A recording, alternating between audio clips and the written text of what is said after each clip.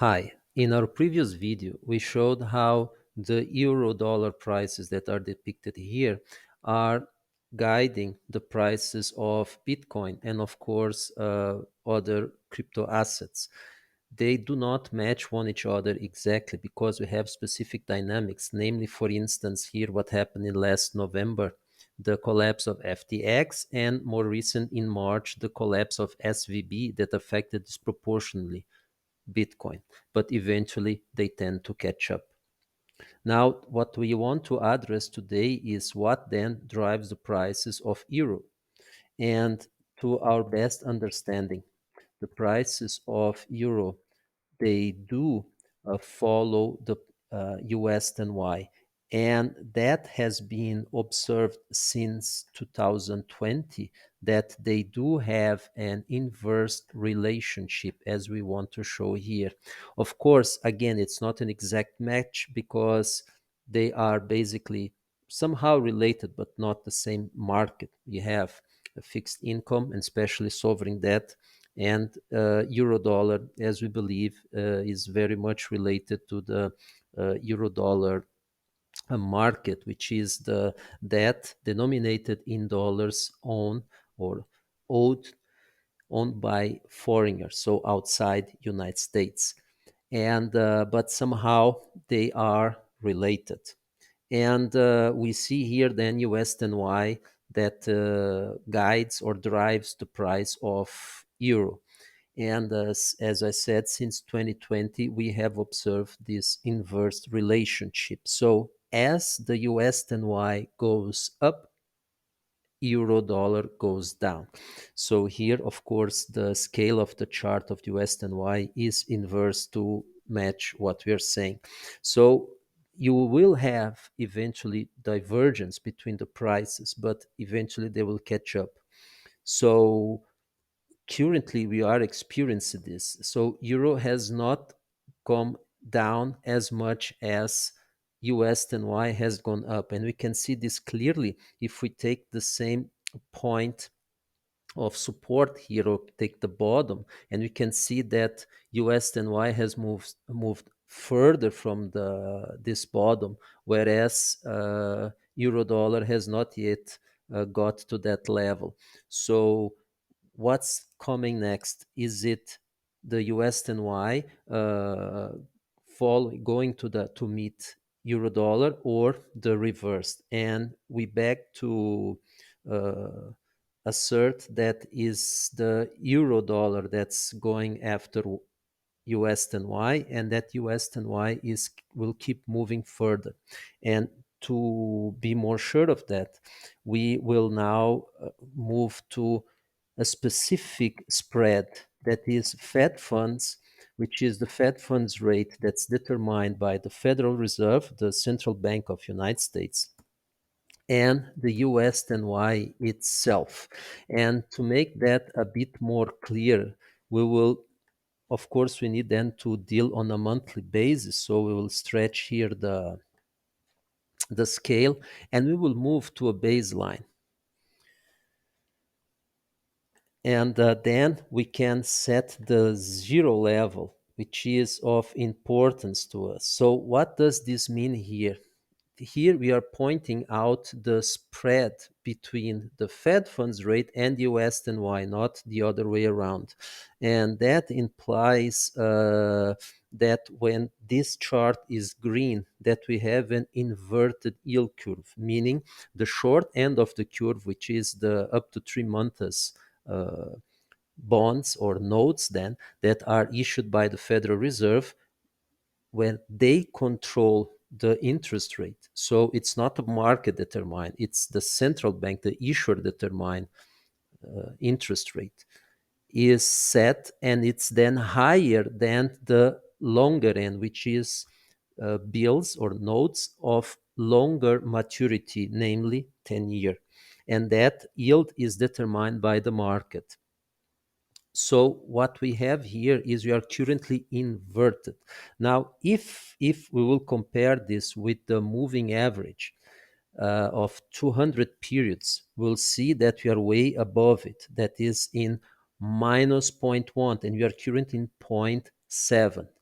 If otherwise, we will compare it to the Bollinger Bands. We can see here, let's just reset the zero level, even if roughly. We can see here that we are again above the average. In this case, it is in minus 0.22, give it or take it. So that will be around 90 points base above the moving average of the Bollinger Band, which is the 20 period standard moving average. How do we interpret that? Well, clearly, if we check the RSI, we are crossing down its moving average.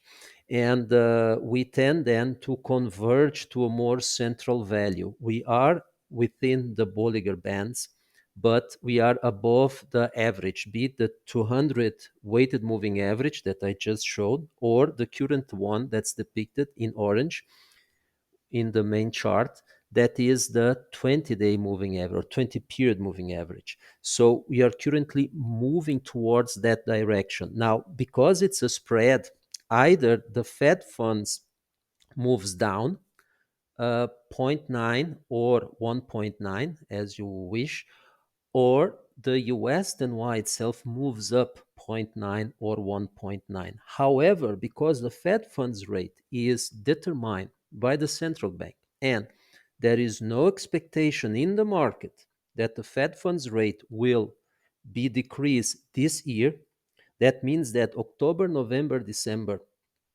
we are likely to it stay the same or be moved up by 25 basis point eventually. So this is a monthly chart. So if you are moving down in the spread and the first Fed funds is remaining as it is, then it's necessary, looking only to this side of the argument, that the USDY keeps moving up at least 0.9 or 1.9, or putting differently, 90 or 190 basis point in the next months. So we can expect that until the end of the year, or at least in the next month, we will have a lower reading in this chart, implying that Fed funds rate stays the same and the USDY moves up. So that brings us to a higher value of USDY. Well, now we move back to our original USDY chart.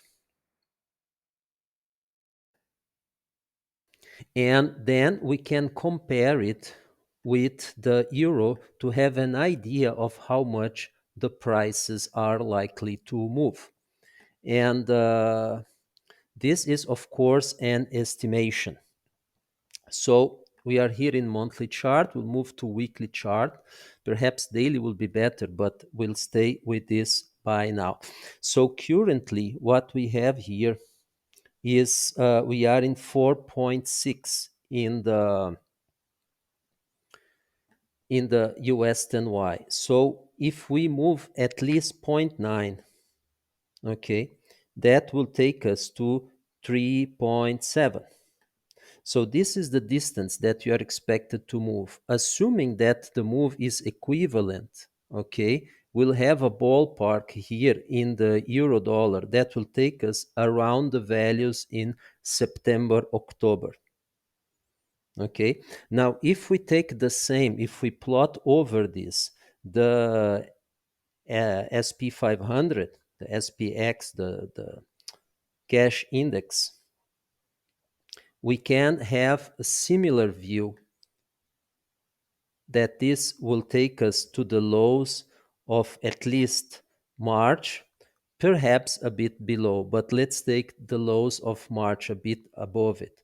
So that could take us some further, at least 3 point to 3,900, and we're talking then nearly 400 points down. That's 6 to 8%, give it or take, as additional fall if that happens, and we are talking in the next months. Of course, it doesn't need to move on a straight line. As we can see here, we have the RSI relative to US and Y, and it's already on an oversold condition. However, we had its its tops because it's reversed, but we had when we were way beyond that in oversold. So there is room on the weekly chart to continue in the overall oversold region before we have a pullback. That's our view here. So, and we, because we are reversing a 4 decade long downtrend, it is not abnormal, although not in our recent history, that we stretch a bit more this rally in the US and Y. Thank you very much. I hope this have clarified the point. So we are expecting the 10-year yield to keep rising and that to keep pushing down euro. And according to our previous video, that will keep putting pressure on the main stock market indexes and related assets. Thank you very much.